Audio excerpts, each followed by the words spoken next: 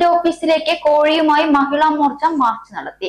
നിരന്തരം സ്ത്രീ വിഷയത്തിൽ ആരോപണ വിധേയനാവുന്ന MLA രാജിവെക്കണമെന്നാവശ്യപ്പെട്ടാണ് കോഴിയുമായി മഹിളാ മോർച്ച പ്രവർത്തകർ MLA ഓഫീസിലേക്ക് മാർച്ച് നടത്തിയത്.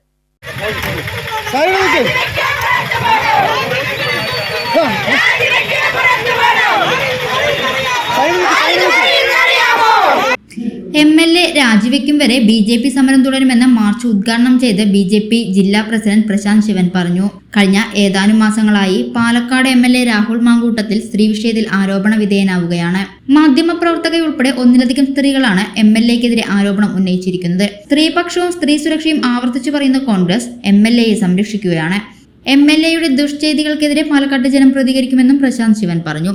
ജീവനുള്ള കോഴിക്ക് പുറമെ കോഴിയുടെ ചിത്രങ്ങളും മാർച്ചിൽ ഉയർത്തിയിരുന്നു. MLA ഓഫീസിന് തൊട്ടു മുൻപ് പോലീസ് മാർച്ച് തടഞ്ഞു.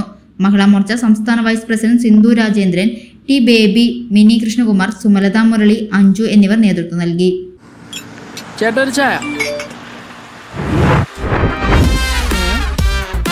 സൂപ്പർ ഫാസ്റ്റ് ആണല്ലോ.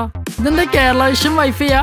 ഫാസ്റ്റ് ഒക്കെ തന്നെ, പക്ഷെ Kerala vision wifi connection free ആണ്. ചായ ഫ്രീ അല്ല, കാശട് Kerala vision free wifi connection. Free ആയി കണക്ട് ആവൂ.